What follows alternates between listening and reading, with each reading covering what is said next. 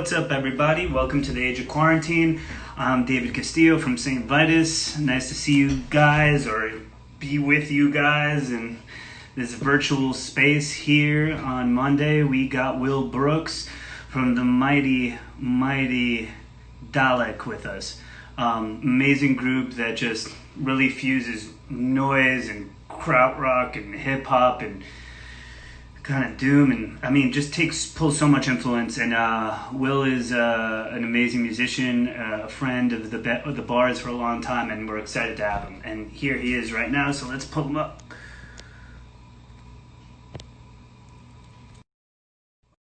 Connecting. Cheers, everybody. I got like a nice Kolsch from Suarez family. Yo, what's good? Will Brooks, right here, the legend. How are you, my friend? Cheers. Chilling, brother. How you, man? You know, I'm out here in New Jersey. Yeah, man. You said you moved out here, V. I'm in New Jersey. I mean, I don't have. It's weird to move right before a pandemic, but I'm here now. Imagine. And, when this gets a little more cleared up, hopefully you can show me the ropes. Yeah, no doubt. I'll take you around. Yeah, I got to learn things. So, Will, when we start these, I kind of like to ground the conversation. Just wondering, do you know if you weren't at home, where you'd be? Like, would there be any tours planned, anything else? And was there anything laid down? Nah, it's kind of weird, man. It kind of worked to our benefit in the sense that we were supposed to be working on a new album, so we weren't going to be touring this year regardless. So it just happened to work out that the year that we decided to take a break to write, we, all this shit popped off. So, we were supposed to be home anyway. So it kind of worked out in that sense.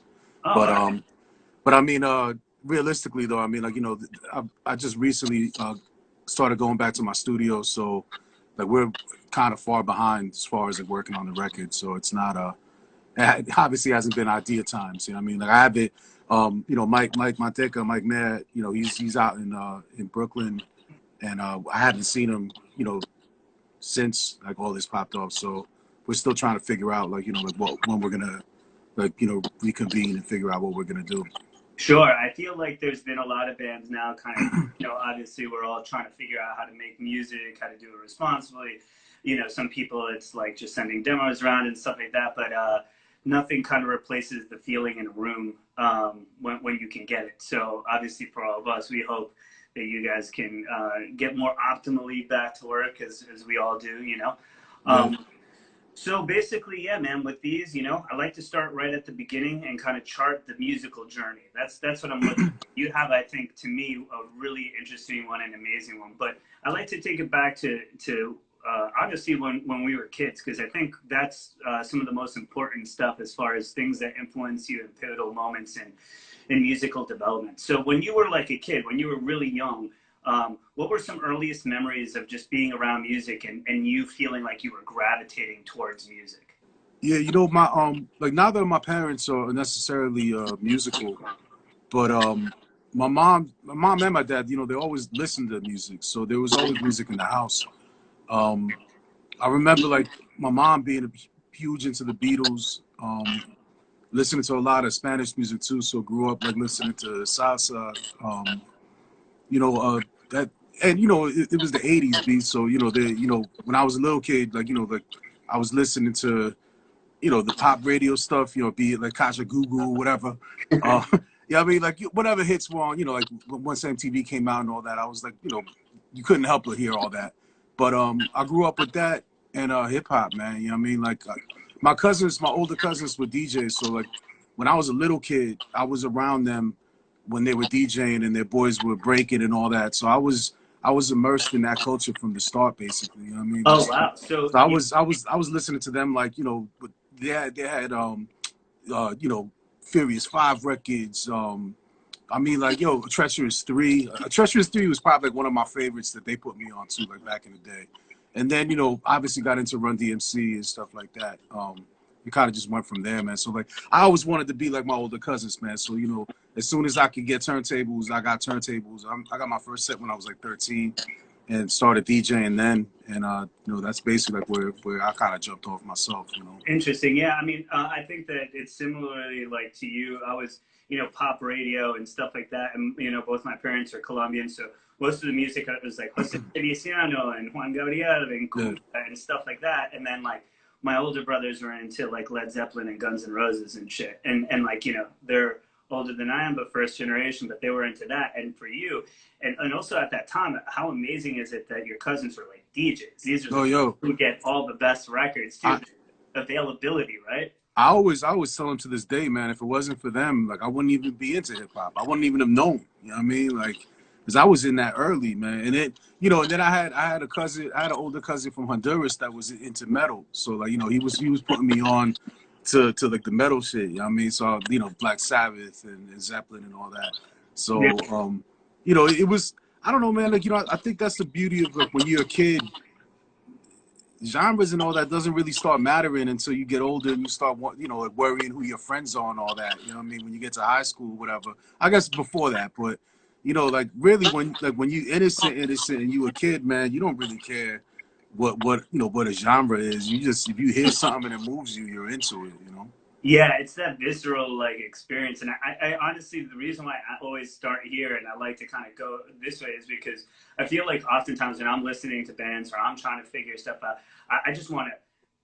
I try not to put too much thought into it. I'm like, am I here with it? Am I fucking like with it? Then it's good. They can get a rise out of me, you know. Right. And when you're a kid, you're just kind of like, no, nah, that's my shit, you know. And Yep. there's nothing else clouds it, you know. There's no intellect, nothing to it. It's like Yeah, absolutely.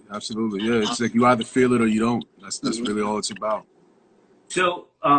So for you, your first chosen instrument was pretty much a DJ setup. Yeah. I wasn't an MC for a minute, man. Like I started as, you know, I was a DJ. I basically just a DJ for a while, man. Like I was just buying records and just DJing, DJ parties, you know, that kind of thing. And then I remember I was a DJ for like a local hip hop group. And then I remember we had, I think it was some crazy setup where it was like 2 MCs and 2 DJs for some reason. And then one of the MCs, like, you know, dropped off, and the other MC was like, "Yo, you should rhyme, man." And I was like, "Yeah." I was like, "I don't know." I was like, "I guess." And I just, you know, started fucking around, like writing some awful, terrible rhymes, but somehow just, you know, liked it, and kind of started from there, man. And really never looked back from there. I was, you know, in high school, I was like in a, you know, high school hip hop group or whatever with some, you know, some of my boys. And by that point, I kind of like, I didn't know if it was going to be with them, but I knew that this is what I wanted to do. Like, you know what I mean? By the time I was in high school, I was like, yo, I'm going to figure out how to make this happen for real. And, you know, I went to college, but the whole, like, to me, like, I was just trying to gain information and gain knowledge. I wasn't looking for a career, and I knew I wanted to be a musician. Yeah. And it basically got to the point where I remember it was probably like, it was going into like what would have been like the end of like my junior year, before I got to my senior year. I had like this grant money, and I was like, yo, if I'm real about this shit, I'm gonna go pick up this MPC 3000 and I'm just gonna fucking make this shit happen. And basically, you know, decided I'm getting the MPC and I'm dropping out of school and I'm gonna make this shit pop off. But you know, I had basically when I was in school, that's why I met Octopus. I met Joshua Booth from All Natural Lemon Lime Flavors, and by that point, you know what I mean, like we it all just kind of just fell into place, man. Like it all just, you know, it felt right. We started working together, and you know, not to say it was fully formed from the beginning, but there was definitely just like this spark and this energy that felt right, and just started playing, like, you know, indie shows, man. We were playing anywhere, VFW halls, kids' basements, wherever the fuck. We would just play anywhere, and just kind of, you know, just did that, man. We did that whole jump in the van shit. Sure. I mean? Yeah. And I think that it's really important to kind of, it's interesting to me to like kind of chart those different things because, you know, as I've grown older and I've met so many people across different musical kind of landscapes and how they got in. It's always interesting to me how you sort of got in, right? And just kind of get to the point of being like this independent musician and figuring out you know, kind of what DIY is and how it is too. And at least for me, you know, coming from like metal and hardcore and stuff like that, I really wasn't too aware of kind of like smaller, kind of, you know, more independent DIY hip hop until I was like kind of in my late teens. And then I started listening to like Def Jux and like Mr. Lift, like came out with a record, I think that summer and stuff like that. The blue and red one was like the man and that stuff. And I was like, oh shit, yeah, all right, cool. Like this is the sort of the spirit and the vibe. And I'm like, wow, this goes way back. And it really just like started getting me kind of attuned to those sorts of things. When did you kind of start finding like a place in sort of a scene, or did you even? I mean, to be real with you, you know, when we were doing it, there was obviously, you know, there's been underground hip hop forever, man. But of course, you know, when I'm not gonna say that I was like knowledgeable of like any circuits or anything like that, man. I didn't know anything about that. You know what I mean? Linking up with Octopus, he was coming more from like the indie rock and punk world, and he had contacts in that world like through Gern Blanston, who had put out like Rock Coalition and Van Pelt. Yeah, and didn't they do Gern Blanston? Didn't they do like Born Against? I believe they did. They did Born Against. They did Garden Variety. They had a lot of bands on their label. So yeah, great label. Octopus was recording them out of his studio in Parsippany, and we would just jump on. You know, like I remember like we started doing like the first thing we did, I think, was like an instrumental, like three joints, and then because the way it started was like he was basically just recording my solo record. When I met him, right? So like he was like, yo, I brought in like a tape that I played for him, and he was feeling it, and he was like, yo, I got a studio, if you want to record, come through. When I finally decided that I was, you know, doing it on my own and shit, I reached out to him, and he was like, yeah, come through. So I came through his spot, we started working. That kind of like those like sessions, like client engineer sessions, kind of like morphed into just being boys and hanging out and drinking and talking about music and, you know, bullshitting. And through that, you know, him introducing me to stuff like My Buddy Valentine, me introducing him to stuff like Nas, you know what I mean, and like more of like the hip hop that I was into at that time. And both of us, you know, sharing like the shit that we loved, you know what I mean, as far as like be it the Beatles, be it Led Zeppelin, be it Pink Floyd, Faust, and like we kind of started finding like these common grounds. And then like he was like showing me shit that completely just opened my head up. And you know, when I heard My Buddy Valentine, that completely changed me. I mean, we both love Public Enemy, and that's kind of what we all just started like formulating. Like, yo, like what do we really want to do musically? And we kind of, you know, got this idea. So we put together these like, I guess it was probably like 4 or 5. I mean, it was 4 joints, 5 joints, I forget, but you know, demo tape, whatever.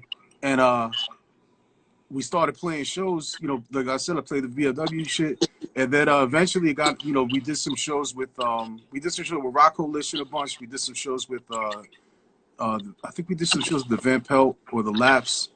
And then we played with a couple shows with Computer Cougar, which was the guy from Gern Blanston was in that band.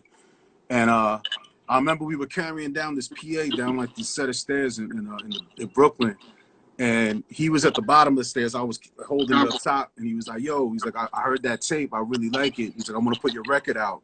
And in my head, all I could think was like, "Yo, don't drop this fucking speaker, man." I was like, "This motherfucker's about to put your shit out." And yo, and to me, like I didn't know about like, you know, like DIY labels or whatever. All I knew was my record was coming out, so I was soup, man. You know what I mean? I was like, this is like what we've been working for, man. So yeah, be like, you know, with that first demo tape that you brought to Octopus and stuff, were those the first beats that you had really produced on that MPC? Was that kind of like the no? Well, the first stuff isn't what the first stuff that I brought to Octopus isn't what ended up being on Gern Blanston. Like the first stuff I brought to Octopus, like he recorded that, and then the stuff that me and him worked on together is what ended up being, like, you know, the first dialect. The first dialect. Okay, yeah. Cool. And just to make that jump to being like kind of your own producer of your own beats, it's kind of like it feels like such a big jump, right? To yeah, absolutely. The whole circle in a lot. Yeah. Was it nice to get like another opinion? Yeah, absolutely. You know, yeah, because I mean, like my whole, you know, up until that point, everything I had done had been in the context of a group. And when I came to Octopus, you know, it was the first time that I was, you know, on my own, really. You know what I mean? But that was like very short lived because even though like I was there recording as a solo artist, like me and him like bonded right away, and it became more than just like, you know, artist engineer. It was like co-producer. You know what I mean? Like quickly. Like full collaboration. Yeah. So like once like, and it's funny. That's how like I got into this whole mess, like where like my tag has always been Dialect. And when we started the group, Octopus was like, yo, we should call it Dialect because, you know what I mean, it's you. And I was like, all right. But to me, I was like, oh, but we're a group, man. Like I was thinking we should have a group name. But he was like, nah, he's like, we'll do Dialect. And he was like, I remember his rationale was like, it'll be like Van Halen. I was like, what? He was like, the way Van Halen's last name is there. Because they had the umlauts and you know, I'm like, yeah. Motorheads. Yeah, well, yeah, the umlauts is funny. Like, so I came with that name just because we get that whole, you know, like, oh, you must be a Doctor Who fan, and that was never the case, man. Like I just, you know, Dialect, it's like dialect, but I just wanted a different way to spell it. So I just thought the umlauts look cool as far as like phonetics and shit. You know what I mean? So but dialect, I guess. Yeah, because everyone, you know, a lot of people were obviously at that time those alternative spellings. One of the things that I always, and this is great because you kind of already answered the question, but it's because, you know, dialect has such a, you know, the group has such like a kind of signature sound of kind of, you know, kind of mixing in kind of these more abrasive sounds of hip hop.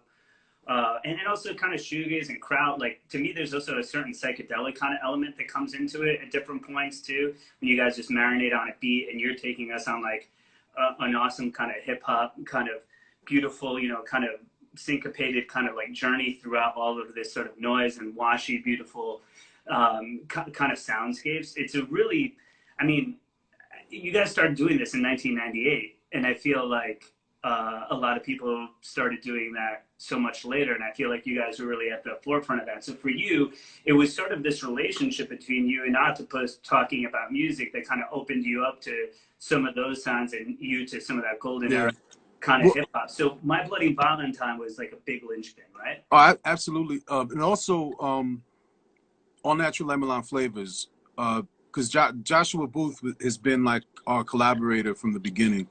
And he's one of the main guys from All Natural Lemon Flavors. They were also on Grand Blasting. So I was like during that time, a lot. Octopus was recording L&L, and I was there for like, you know, for those recording sessions and just kind of soaking all that in.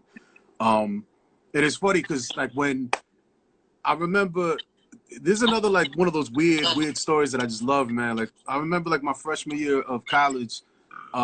I walked into this English class and there was this kid in the front, and I would just, every day I walk in, I would just nod at him and he would nod back. And that was it. Like, it was just like, we would say what's up to each other and that was it.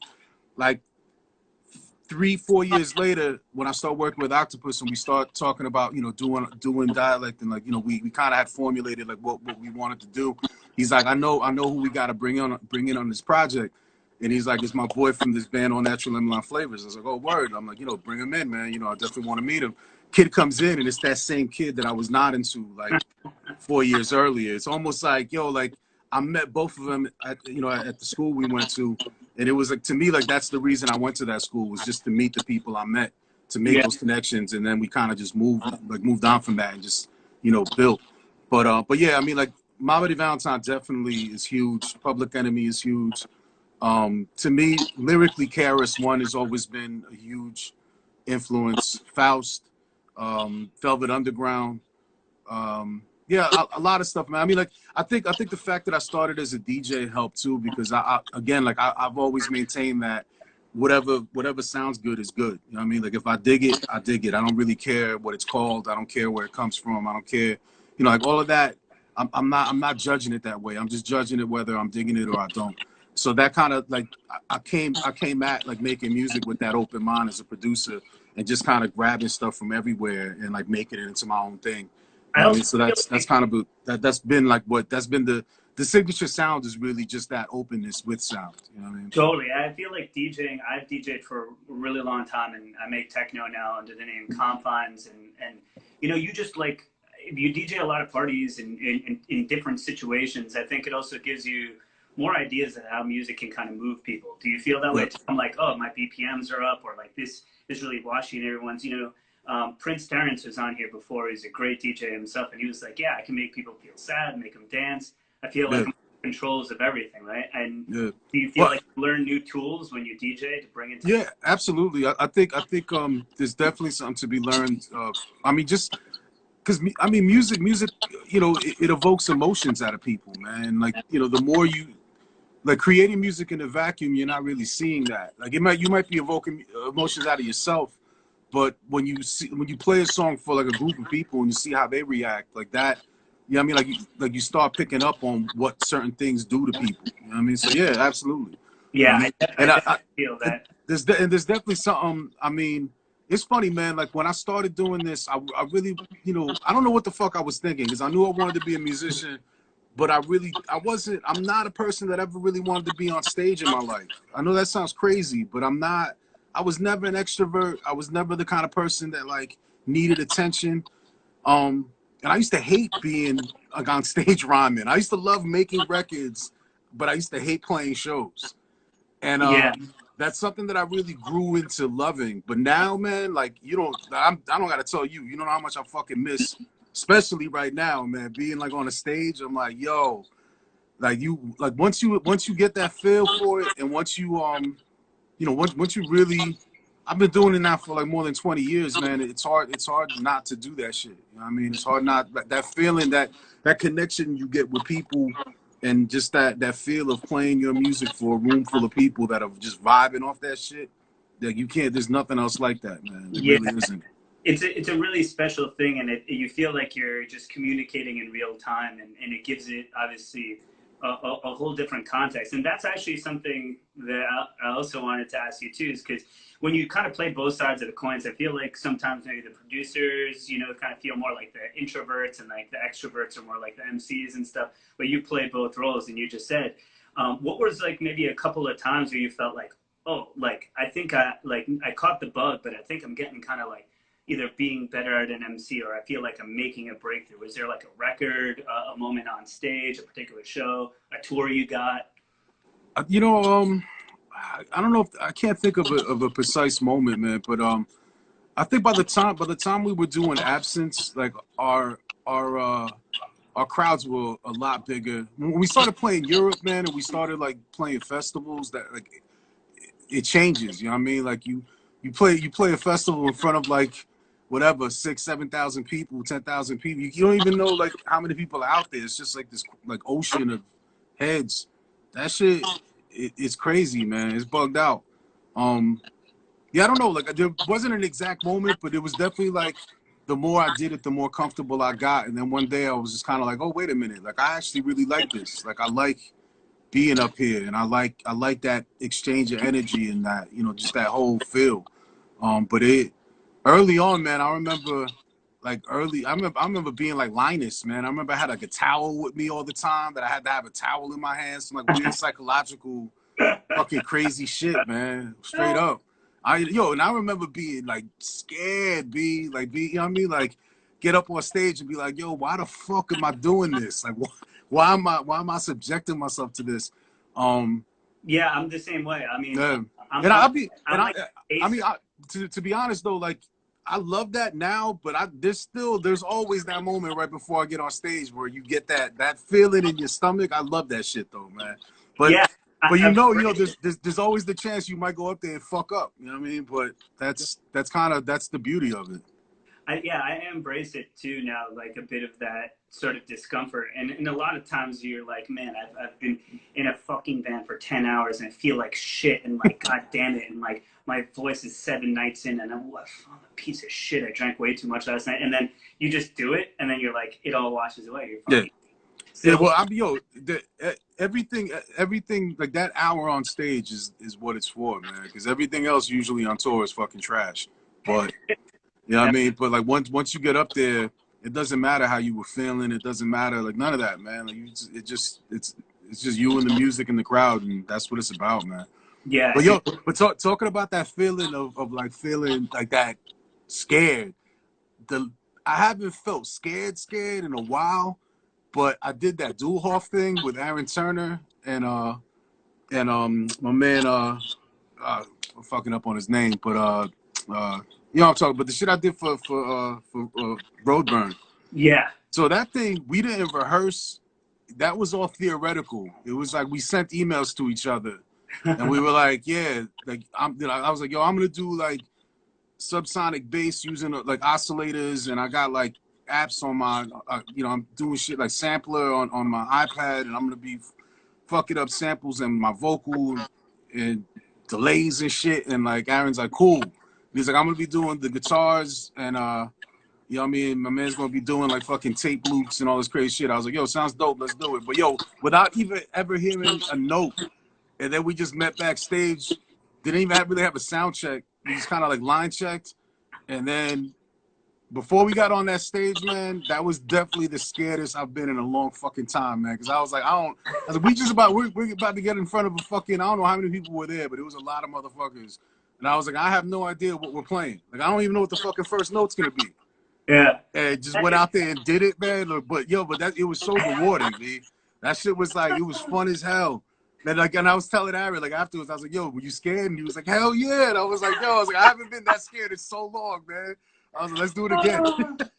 Dude, that is fucking great. And it's kind of like, you know, you think, I think people maybe sometimes have this false perception. And sometimes it's something that I like to talk about on the show too. Like, I like to show that, you know, your favorite artists aren't like artists overnight, and it's like a lifetime of influence and work and adjusting and tinkering and stuff like that. But that there's, there's new experiences to be had and new cliffs to jump off of. And that one was for you. Like, hey, you know what? Like, some people are so amazing at just improvising so beautifully. Like, I think about, like, you know, a Greg Fox, or I mean, the entire history of hip hop is just some of the greatest improvisers in music. Yeah. And so then, you know, I'm like, to think that is also kind of funny, but because, you know, I'm just kind of like, oh yeah, it's these guys. They got it together. I'm sure it's great.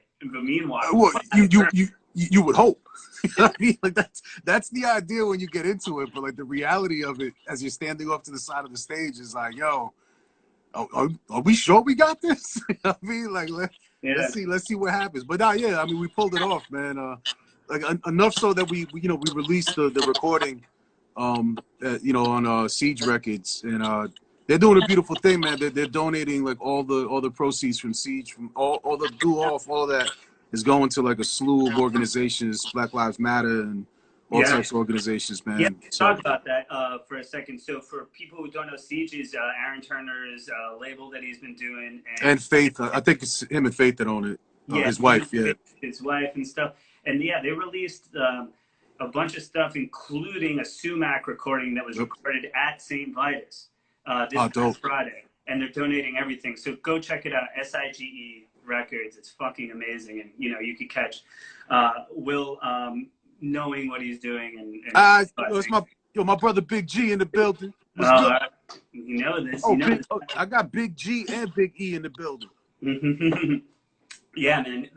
The comments are a fun place to be right now for sure. But yeah, man, Siege is fucking a beautiful, beautiful label. So as we were talking about your journey, one thing that always kind of was interesting to me is that, so your friend Octopus, he's a producer who's producing all these punk bands, and now you guys are kind of crossing over into that. How did it feel always having like kind of one foot in the kind of maybe, you know, more kind of heavier music world and one foot in kind of the hip hop world? Well, how did that work out for you, and like how did you feel about it, I guess? Yeah, well, you know, I didn't really answer your question before about either ever being like part of a scene or any of that, and that kind of plays into that. I mean, like I don't think we've never really fit anywhere, and that's kind of been our signature, I guess. You know what I mean? Like I think there's more of a belonging now with a lot of different bands that are out now that started, you know, like after us. And there was a lot of bands that we discovered along the way that we didn't know that were doing stuff like us. You know what I mean? Like kindred spirits that we met, like Techno Animal being like a huge one. You know, they were doing it probably before us or at the same time as us, but it was different. You know what I mean? Sure. But a lot more of that, like a London. Right. It was like more that London vibe, but it's like, yo, as soon as we met them and, you know, we collaborated on a 12-inch together, like that's family, man. You know what I mean? And we toured together. And so, you know, we've always been able to find these, you know, outlier groups that are like us. And I just feel like music has changed so much that like now, you know, the wonderful thing now is that like every group is kind of influenced by so many different things. So you get like, I think you get more of these like kind of cross-pollinated type groups more often now than you did back in the day. So we kind of early on, we didn't really, you know, like we found we had brothers just because, you know, like Rock Coalition was our family. Like they took us under their wing in the sense that they knew that they were touring since they were like 15 years old. So they took us out on the road and showed us what it was like to do the DIY touring. But to us personally, we didn't have like the underground hip hop connections like that much. We had some early on. I remember, but it was like I remember Octopus reached out and sent the tape out to the spot in Detroit, St. Andrews Hall, and the resident DJ House Shoes caught the tape, dug it, and invited us out. So we went out and played at St. Andrews. But it was crazy, man. Like he brought us out like during his DJ night, where he was spinning like Jay Dilla shit. He was spinning like Tribe Called Quest, and then like stops the night and is like, yo, these are my people's Dälek. And we get on and like play 2 joints in, you know, in Detroit. And like, this is probably like, I guess like 98. And yo, I was fearful, man. I was like, yo, these motherfuckers gonna kill us, man. And I remember like, we got on and at one point the one dude was like, I didn't pay $20 to hear this shit. And I grabbed the mic. I'm gonna get your motherfucking money back. And then the next song kicks in like even heavier. Yo, crazy shit or whatever. Walk off and like, you know, and like Shoes told me straight up. He was like, yo, listen, man. He was like, when we got off, he was like, y'all killed that shit. I was like, you sure be? And he was like, listen, he was like, Artifacts was here like 2 months ago and they got shit thrown at them. So nobody threw nothing at you. So you good. Yeah. It's like people felt that shit. So I feel like that, I think it's just a really wonderful lesson because I think you guys have charted your own path. You've been pretty fearless in that and just kind of like doing your own thing, but you never really acquiesced to it. In fact, I think you kind of like that performance. You doubled down on your aesthetic over the years. Yeah. To me, it just got like heavier and shoegazier, and like the you know, your rhymes have gotten just like tighter and even more percussive and just fucking really great productions, man. I mean, again, man, like, end of the day, I know this is gonna sound like kind of self-centered, but it's like, yo, I've always made my music for myself. You know, like I've made it to be like, honestly, I've always said, man, this shit isn't my therapy. I do this shit so I could be like a normal, balanced person in regular life. So my music's gonna be what my music's gonna be. All I can make it is honest. All I could do is just make music that I feel, and you'll find the people that it resonates with. If you know what I mean, like trying to sit there and figure out like how to make music to resonate with more people, that's fruitless, man. Like that's you're gonna be banging your head against the wall forever, man. Like that's not the life I want. You know what I mean? Like, I'd rather find all the weirdos like me. You know what I mean? Like and to be honest, like I said, I'm 20 plus years in. I wouldn't change a fucking thing, B. Like the people I've met, the people that have come out to my shows, the other bands that I've met, bands that I love, that I'm like, yo, these motherfuckers are incredible. Telling me that like I influence them is crazy. You know what I mean? And I love that about music because and the thing is, like, you know, these are the same bands that are like, they might think that I influence them, but yo, they're influencing me because I hear the songs I hear today are still moving me and still making me want to create more shit. You know what I mean? Like, it's like the inspiration doesn't stop. You know what I mean? Like, it's like, yo, like I'm feeding off everything that's around me constantly, man. Yeah. And just, you know, and growing and evolving, you know? Yeah. I mean, I see you out, obviously, at Vitus and a bunch of other places, always taking in music, always checking stuff out. And I think it's also, you have that DJ spirit too, where you're always checking out music no matter what. Like I'm always, you know, as part of function of my job, but just something I love to do is like, I need to know what's going on out there. And I just like, I want that next thing that's going to make me like open my eyes and be like, holy fuck. Right. Yeah. Word up. It's an amazing thing. So, So you talked about doing the stuff with Techno Animal, which I'm a huge Justin Broderick fan. So and the Bug, that zonal record he just put out is amazing. Yeah, that shit is dope. And you did stuff with like Kid 606, right? You did a split with them. What was it like when you guys kind of? I feel like the group started expanded, started kind of going out with like ISIS and a bunch of other folks, and then you guys landed on Ipecac. What's it like working with Patton and stuff like that? Because when I think about Dälek in reality, if there's anywhere that you guys might fit, might be in more like just an avant-garde sense, and I feel like Ipecac kind of mirrors it perfectly. Well, honestly, getting on Ipecac has changed our life. You know what I mean? Like we wouldn't be here talking if it wasn't for Mike, man. And the funny thing about that is that I got to be real about it.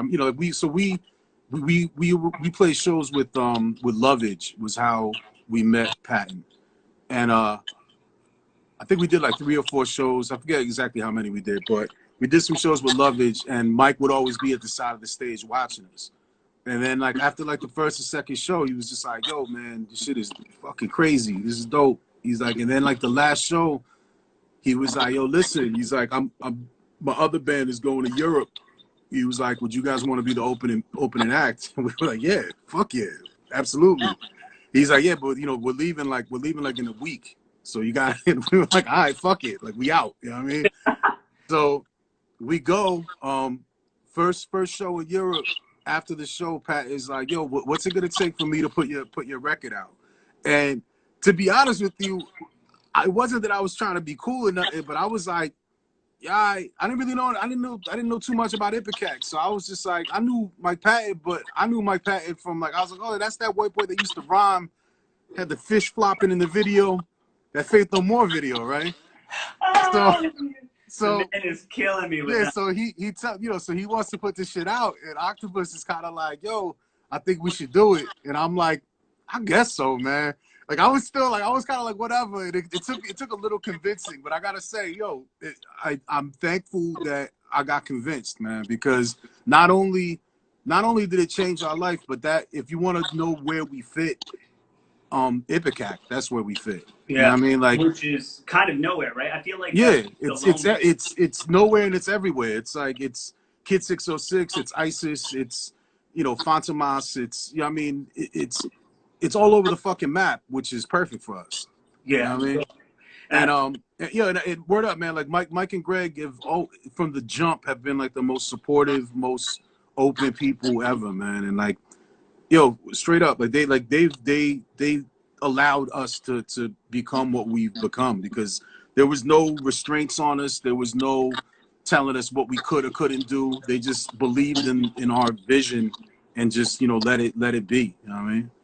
Yeah, which is it's a hard marriage to find. So that's fucking amazing. It's just cool to also see. It's like very amazing to hear, artists helping artists and stuff like that. And that's the stuff still exists, guys. We don't have to all exist on the internet. We could help one another. Yeah, word up. Do a lot of different things. I mean, I had a similar experience with, Ben from Dillinger Escape Pen, taking Primitive Weapons out on a few tours and putting out a record, 2 records for us actually. And it was dope.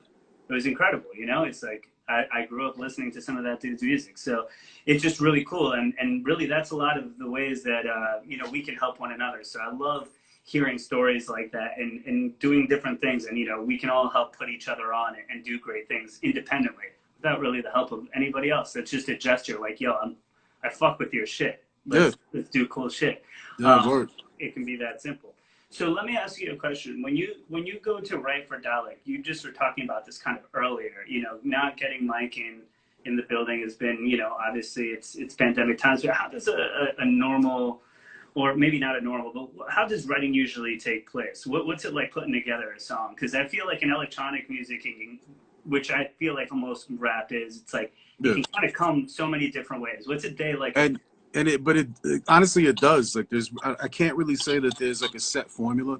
Sure. Because every song is different. Every and I would say every song is different, and every album approach has been different. So we've I know a lot of people are always curious about Absence. Like that album, I remember that album started with me, Octopus, and Josh Booth drinking a lot, having a guitar, laying on a couch. that we had hooked up to like a Roland guitar synthesizer, and we just beat the shit out of the guitar for about 4 hours, recorded 4 hours of that, then let that sit for about a month, went back and listened to it, and I treated it the way like I would treat a record. You know what I mean? Like I was just like finding little samples and shit that I liked, and like we were taking, basically just using that source material as if we picked it off the shelf, and you know, it started sampling into like an MPC. You know what I mean? So all the guitars, you know, I know everyone swears to God that we sampled MBV. We never sampled MBV. I've never in my life sampled MBV. Let the myths die. Yeah, man, like on a rail. But yeah, you know, we basically just record, and like that kind of aesthetic we've kind of held on to what we do now. A lot of the stuff we do is you know, guitars will be guitars that Michael play, or that, you know, again, that I won't say I play a guitar. I'll say I beat the shit out of a guitar and just record random weird ass noises and then treat that as sample material. We do that with a lot of shit. And then kind of, I tend to craft, like, for the most part, like I craft, let's say 80% of the basic tracks, like the starting points. Sometimes Michael come in with joints that are like already formed too. You know what I mean? So like he has joints that he begins and we jump off from there. But basically it's like, I just keep working on tracks nonstop and just keep recording them, keep them in folders. Then me and Michael get together, go through the folders and like figure out which joints we're feeling and kind of narrow it down. And then we keep like whittling down that way till we get to a point where we have a set of songs that we want to start working on, or a set of ideas we want to start working on. And then those we kind of flesh out more, do a lot more overdubs, do a lot more arranging. I'm thinking like for this current record that we were working on before all this shit happened, we whittled, I don't know, like I'm not bullshitting when I say like hundreds of tracks. We whittled it down to like, I think it was like maybe like 40 something, and then those 40 something we whittled down again to like, I forget the exact number, but I think we might have it down to like about like 14 or 15 that we were working on. And those are more arranged. I did a lot more overdubs, kind of like basic mixing, and then I had Josh Booth come in and I did overdubs with him, keyboards and guitars. So the new record that we're working on right now, just kind of just give you an idea of like how like this record's being made. We kind of have it at a point now where I'm happy enough with the music that I've been writing lyrics to it. So the big holdup on this album is me, which is weird that the lyrics are giving me a hard time. But to be honest with you, the reason the lyrics are giving me a hard time is because we're living through what I usually write about. So I've been telling people about all this shit for 20 years. And now that, you know, shit is popping off, I just don't even know if like the words really matter, in the sense that you could just open up your fucking door and see what's going on. You know what I'm saying? Yeah, I think that a lot of, I think because of the pandemic, in many ways, we're left to kind of deal with, there's not many distractions, and we're left to deal with ourselves and like the society that we've created in this really stark way, whether it be income inequality, racial injustice, sexism, homophobia, all these things kind of put together. And it's right outside your door. I could probably go, after I turn this off, see like 10 things that are fucked up in society on Instagram when I turn it off. Absolutely. But I personally learned so much about the world through music too. You know, like I can listen to you and I could get an idea of what Will Brooks's life is like, and I wouldn't really like know, and maybe someone would listen to me and it'd be something different. I always thought that was kind of a really important thing. I feel like right now, at least for me too, it's kind of, there's not a lot, everything feels like it's happening, but not a lot is happening to me because I've been away from everyone too. Right. It's a weird time to feel things, and sometimes you got to recharge that, right? Like, yeah, you know, your experience. Absolutely. And it's just weird on so many levels, man, because I just feel like, look, like philosophically, I understand that music is important, and and without patting myself on the back, I understand that what I do is important to certain people. I get it, but at the same time, like I can't help but feel like, damn, is like writing songs about what's going on even enough right now? You know what I mean? Like, and yeah, I don't know. Like I've definitely been struggling with it, man. And at least from the lyrical side of it, which is why, you know, like why, you know, to kind of like clear my head and to kind of just like create, because I need to create. I released those like meditation instrumental joints on Bandcamp, just out of necessity of like needing to say something right now, even though I can't really find the words yet. You know what I mean? Like, yeah, and I think that that's sometimes kind of an interesting thing too, because you know sometimes you can just feel the feeling, or you can hear the feeling, yeah, but you don't have the words just yet. yeah, and I think that I'm like that too in the things that I write. But I've always just been a singer, you know, like my entire musical journey. I've been a singer, and Confines was the first thing where I never sang. Now it's kind of like I'm touching it a little bit again, but the music always came first, and then all of a sudden, when things aligned in my life, and then all of a sudden, like some lyrics came or something happened, and I was like, ooh, you know? yeah. And again, like you were saying, it's also, you know, sometimes you need to recharge, but then also like you need experience, and you need things to build off of. And being in a pandemic puts you in a weird place because I haven't really been anywhere. You know what I mean? Like I've been in my apartment, and now like I just ventured out like to my studio in the last couple of weeks. But that's really been it, man. I haven't seen my friends. I haven't been out. You know what I mean? I walk my dog around the block. That's it. So unless y'all want to hear like, you know, 16 songs about me walking my dog, Yeah. I don't really know where to go with it right now. You know? Yeah, I'm at the grocery store again. You know, like yeah, I saw my parents and my best friend in the same day. Yeah. And it was like a fucking holiday. It was like so insane. I felt like so, and I was like, wow, like my natural sort of sensory experiences are way different than like they normally are. I'm like 3 shows a week and like doing, you know, at least and like doing. But again, like you said, I also feel like these times are also very, you know, it's very introspective too, which is important. And I definitely feel that like whatever comes next lyrically, it'll be right when it's right. You know what I mean? Like that's the other thing. I've never forced the record to, you know, I've never forced the song. Like there's no deadline.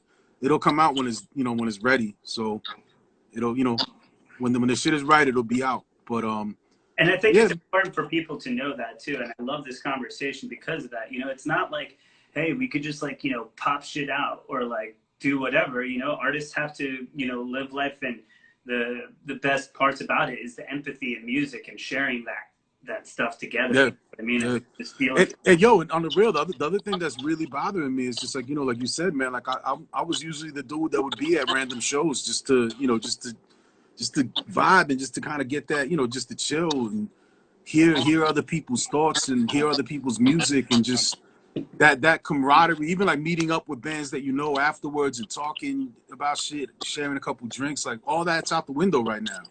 So it's like that shit really fucks with me too, because it's like that was half the fun of being a musician. You know what I mean? It was like hanging out with other musicians and like talking shit, you know? Yeah, and hoping you don't drop the speaker on your yeah, exactly.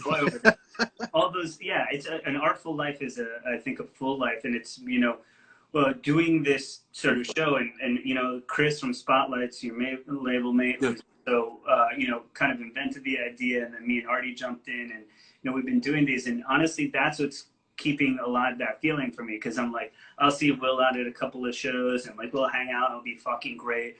And then you know, and touring events, I'm like, oh, I'm used to seeing this person, you know, Keith from Every Time I Die, like 2 or 3 times a year. What's up, man? You know, he's a great dude, I love him. But like without people traveling, you don't really get those contacts, and I think that's that whole like kind of universe. So yeah, I feel a little bit like oddly displaced, but this is, I guess, my way of doing it. Oh yeah, no, it's dope, man. Yeah, and yeah, it's funny, but like the other day, my boy Dev, who my other project, Iconoclast, he's the other MC in it, and I haven't seen him in forever, since like before this shit popped off, and he had texted me. He's like, yo, I'm on your block. So he was like, there's a dude that sells hot dogs like, near where I live. Like, you know what I mean? So he's like, yo, I'm getting a pincho and shit. He does like shish kebabs. So I was like, all right. I was like, yo, hold up. I was like, I'll come down and shit. I came down masked up. yo, like we sat there and talked for like an hour, man. And I was like, yo, I don't think, when's the last time me and you really talked? You know what I mean? And I was like, yo, this is weird, right? He's like, yo, because we hadn't seen each other in so long. It's like, yo, same shit happened. Like, you know what I mean? Like, it's like whenever I see people, even like from a distance or over video shit, I'm not really a person that is on the phone talking with my boys that often, but under the circumstances, it's like when you get a chance to talk to somebody, yeah, you chop, you know, like, yo, you got mad shit to say to each other. You know what I mean? Yeah, I think it makes you a lot more. I think there's a gratitude in experience now too. Like I'm trying like just take a moment to be a bit more thoughtful and stuff like that as well. And even the things that I've done, you know, musicians, all of us, you know, I'm booking shows and I'm playing that, I'm doing that. And it's a very on the go lifestyle. And sometimes, you know, people can make it feel like you're supposed to be on the treadmill of this thing. But sometimes taking a stop for a minute, at least, is like a good thing, you know? And I think it has, you know, there's positives and negatives, but if there's a positive to it, I think that's definitely one of them. Yeah, absolutely. Absolutely.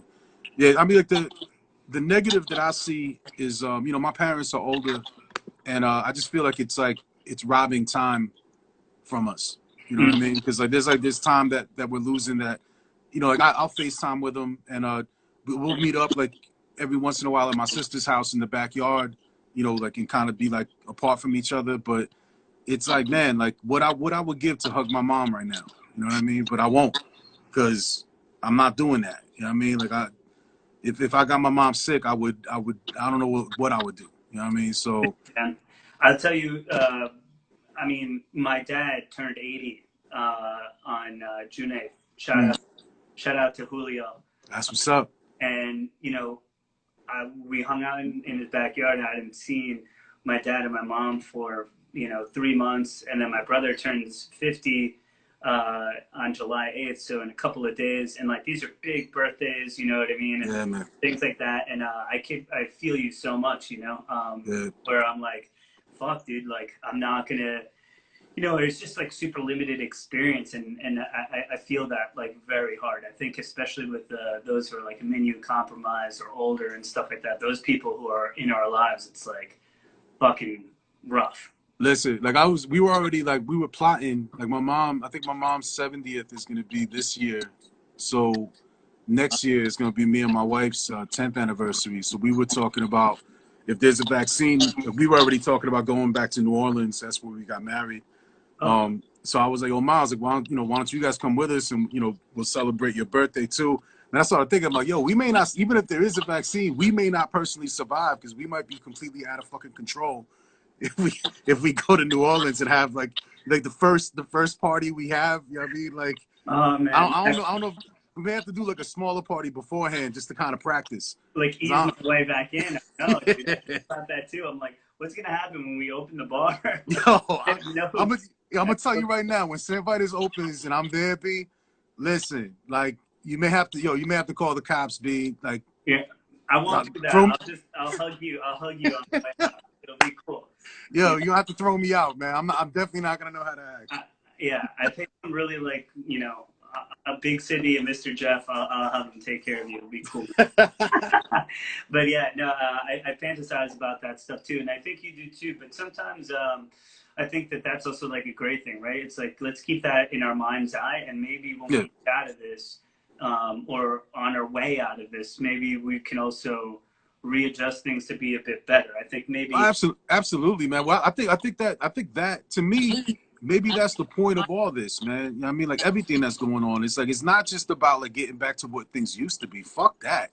Like let's make it better. Let's create what the fuck this place should be. You know what I mean? Like that's where we should be at right now. Yeah, I feel that a lot. Like, you know, I mean, in a way, because of sort of my position with the bar and stuff like that, I have my little corner of the universe, and I've had time to get off the treadmill of like, you know, keeping alive. It's like an old, you know, like those old coal power trains where you're like, gotta keep eating it, keeps going or else. But now in a way it's like we're opening for the first time again, and I do want to make it better. I think I got ideas for a lot of interesting things, and things as far as shows and equity and how we could reopen things, and, you know, just trying to be better. And I think in reality, if we could all be you know, it's like if we could all be just a little bit better in different areas, all those little bits start to really fucking add up. Yeah. It starts going across. I think that a lot, you know, like I was talking to my dad, he's a mechanical engineer, and we were just talking about like society and shit, and we were talking about like, you know, if he makes something that's like millimeters off, and one thing will affect all the rest and the whole thing will be fucked up. My dad does injection molds, plastics, like really super insane shit. And I'm like, yeah, you know, our shit was built like this much off, this much off, this much off, and all of a sudden things look really fucked up when you look at it. Holy shit, everything's crazy. So hopefully when things reopen, we could keep that in mind and maybe try and help correct some things and just make things a little bit better, you know, each one of us as we can start to come together. So that's what I'm hopeful of. When bad shit happens, we can either create and destroy to create, and hopefully we can find something there, you know? Yeah, no doubt. And I think, you know, I think there's mad people, especially in your bar, man, like mad people, you know, the music scene, be like that, you know, the whole thing about this whole thing that we do, it's like we spent all this time trying to find our own people, you know what I mean? Like, and it's hard not to be around the people that you know, you finally found a spot where you feel comfortable and you around people that you like, and now you can't be around them. Hopefully, like you said, people are appreciative of what we got, man. But yeah, man, it's like, you know, not everything is doom and gloom either. I think, especially being a musician, man, and touring, I see bad shit, but I also get to see the beautiful shit, man. Like I've survived off of the kindness of complete strangers for you know 20 years of my life, man. I've had random motherfuckers take me in and like let me like, you know, spend the night in their house not knowing me at all. You know what I mean? Like feed me, like, you know, that kind of shit, B. And it's like, yo, people of all colors, all creeds from all over this fucking planet. It makes you feel good, man, because it gives you hope. You know what I mean? The fact, I remember being in Germany and having some random fucking German dude, like straight up, like meet us at a park and like, you know, take us to his house and like made dinner for us. And like, you know, shared bottles of wine with us. And I was just, you know, sure he could have murdered us, but he didn't. You know what I mean? And I still, I hold that memory, man, because I'm like, damn, I'm like, you know, these are people that didn't know me at all. And, you know, made my day better, made my life better, man. And it's like, yo, there's kind people out there, man. It puts it into perspective. Not everyone's an asshole. There's a lot of assholes, but there's a lot of good people in this world too, man. For sure, and that's true. I feel like maybe in those times, music has always brought people together and people like a sense of empathy and in those exchanges, it's great. So Phil, we got like about 30 seconds left, man. I just want to say thank you so much for coming on. No doubt. Our show. We love you. We love your music. We can't wait to have you back at Vitus whenever the fuck we can do it. I can't wait, brother. I can't wait, man. That's absolutely. So stay safe, be good, and I'd say for all of us, we're stoked to whatever you come up with, man. We're ready for it. All right. Can't wait, brother. Be well, dude, and I'll talk to you soon. All right. Thanks, man. Later.